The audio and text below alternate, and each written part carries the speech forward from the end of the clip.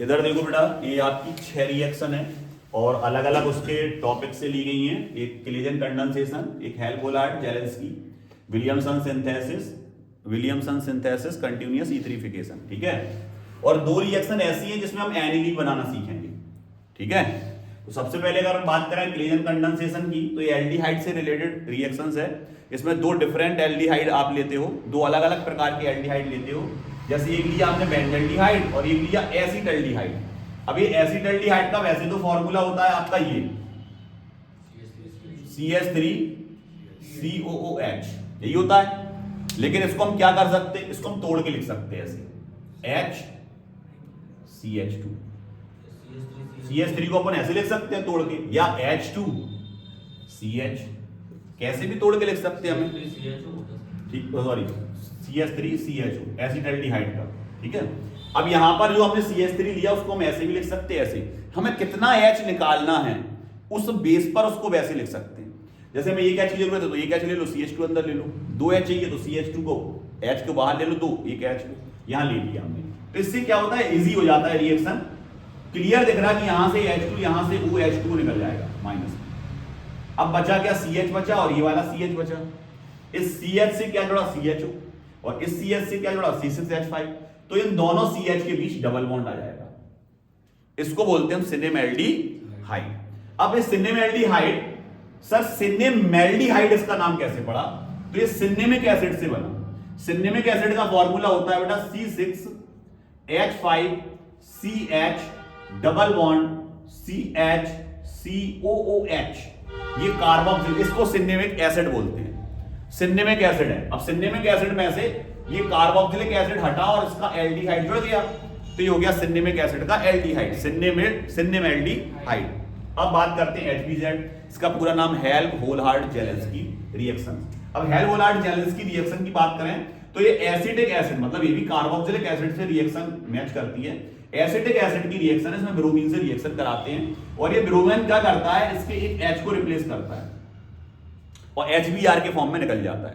तो एक ब्रोमीन तो H के साथ निकल गया तो HBr। अब CH2 बचा, क्योंकि यहां 2 H बचेंगे, उससे एक Br आके जुड़ गया।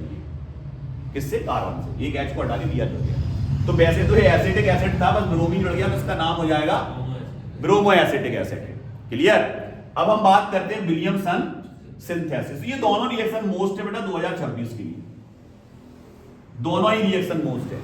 ईथर की अभी बहुत समय से आई नहीं है रिएक्शंस, और दोनों ही रिएक्शन बहुत मोस्ट हैं और हमें तो ऐसा लग रहा है पेपर में आएंगी, ठीक है। सबसे पहले दोनों रिएक्शन में हम देखें तो सबसे पहले विलियमसन सिंथेसिस की बात करें तो इसमें देखो दोनों से ही हम एल्कोहल से ईथर बनाते हैं। किसमें, एल्कोहल से। ROH दोनों में एल्कोहल से बनाते हैं। तो सबसे पहले ROH लिया, सब जानते हैं एल्कोहल होता है सर ROH, आपने बॉन्ड लगा के लिखा। यहां पर 2 Na से इसकी रिएक्शन कराई, एक Na एक H को रिप्लेस करेगा, दूसरा Na दूसरे H को रिप्लेस करेगा, तो 2 ले लिए हमने, ठीक है। तो यहां बनेगा 2RONA, मतलब ये बना एल्किल का ऑक्साइड, एल्कोक्साइड, और सोडियम उससे जुड़ा है, सोडियम एल्कोक्साइड इसका नाम हो गया। अब यहां कितने H निकले, 2 H निकल गया। क्लियर। अब इसमें से एक ले लो केवल, RONA 2 नहीं लेना है, एक की जरूरत है, एक ले लो RONA। और इसकी रिएक्शन हमने एल्किल हैलाइड से करा दी। सब जानते हैं RX क्या होता है, एल्किल हैलाइड। उल्टा करके क्यों लिखा, क्योंकि X को Na ले जाएगा, तो NaX निकल गया, देखो निकल गया माइनस में NaX। और ये जो NaX निकला बेटा, यहां बचेगा ROR। That's all. क्लियर। अब हम बात करते हैं विलियमसन सिंथेसिस कंटीन्यूअस ईथरिफिकेशन की। सबसे पहले अगर कोई पूछता है ये कंटीन्यूअस ईथरिफिकेशन क्यों है, तो आप सीधा आंसर दोगे ये लगातार चलने वाली अपक्रिया है, क्योंकि इसमें H2SO4 जो पार्टिसिपेट करेगा वही वापस निकल जाएगा और एग्जिट होगा, तो फिर से रिएक्शन में इन्वॉल्वेशन देगा। आगे समझो, तब तक रिएक्शन देता रहेगा जब तक अल्कोहल के पूरे मॉलिक्यूल किसमें कन्वर्ट नहीं हो जाते, ईथर में। आगे समझ में। तो यहां पर अगर अपन बात करें तो अल्कोहल लिया, H2SO4 को हम तोड़ के लिख सकते हैं, बिल्कुल लिख सकते हैं, जैसे इनको तोड़ के लिख रहे थे हम। H2SO4 में 2 H है, तो इसको ऐसे लिख सकते हैं HHSO4, बिल्कुल लिख सकते हैं सर। क्लियर। तो यहां पर अगर अपन बात करें तो H2SO4 को तोड़ के लिखा, इसका OH इसका H, माइनस में H2 निकला, तो R के साथ HSO4 जुड़ गया। इस RHSO4 को यहां पे उठा लिया, एल्किल, R को एल्किल बोलते, H लगाओ तो बाई और SO4 को sulphate, alkyl by sulphate, alkyl by sulphate. Alkyl by sulphate को देखो दोबारा ROH से रिएक्शन कराया, आगे सुनने, ROH का H और HSO4 दोनों मिलके H2SO4 मिला के निकल जाएंगे, ये R बचेगा, ये O, ये R, ईथर बन जाएगा। क्लियर? अब आते हैं यहां, ये दोनों रिएक्शंस अगर हम गौर से देखें बेटा, तो ये दोनों रिएक्शन एनिलीन को बनाने की मेथड है और बहुत ही मोस्ट है, दोनों ही मोस्ट है, बिल्कुल मोस्ट है, कोई नहीं, बिल्कुल 100% 2026 के लिए मोस्ट रिएक्शन दोनों। ठीक है, अब बात करते हैं हम बेंजीन से कैसे बनाएंगे। तो सबको पता है कि बेंजीन से कैसे बनाएंगे इसको, तो हम थोड़ा सा इसको फिनिश कर रहे हैं, फिर आपको यहां समझा भी देंगे ये कैसे बने।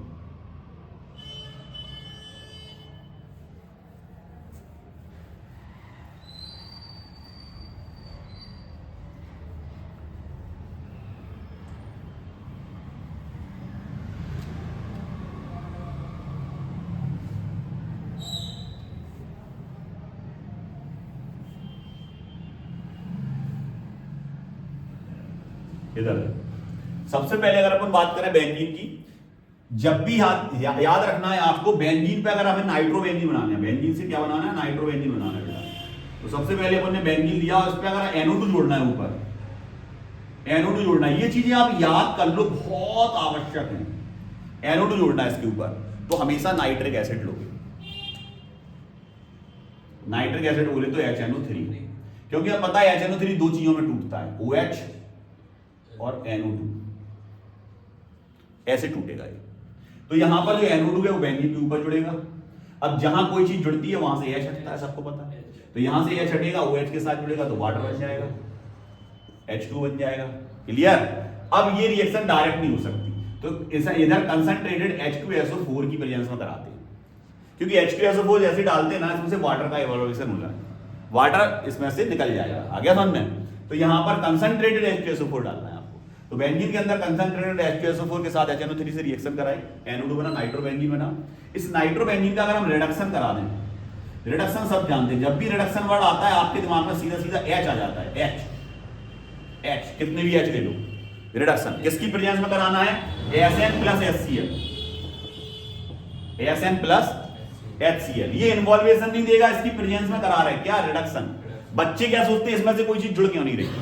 क्लियर?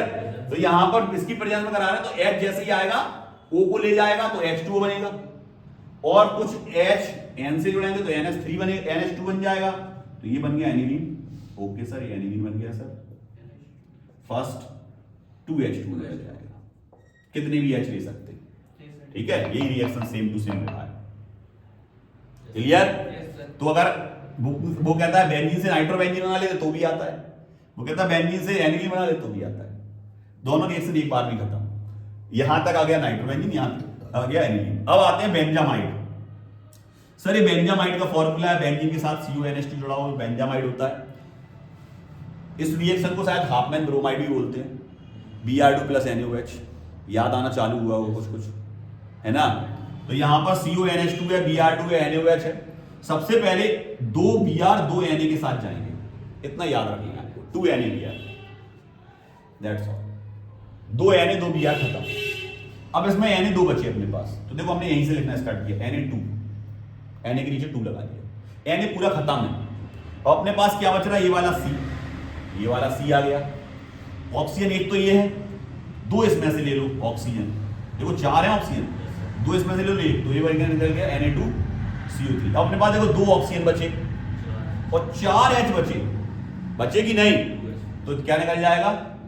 2H2O। क्लियर? अब देखो तो बस इसने इन्वॉल्वेशन नहीं दिया केवल इतने पार्ट में, किसी भी चीज से ना तो ये जुड़ा, तो ये यहीं की यहीं शिफ्ट हो जाएगा और बन जाएगा आपका एनिलीन। क्लियर?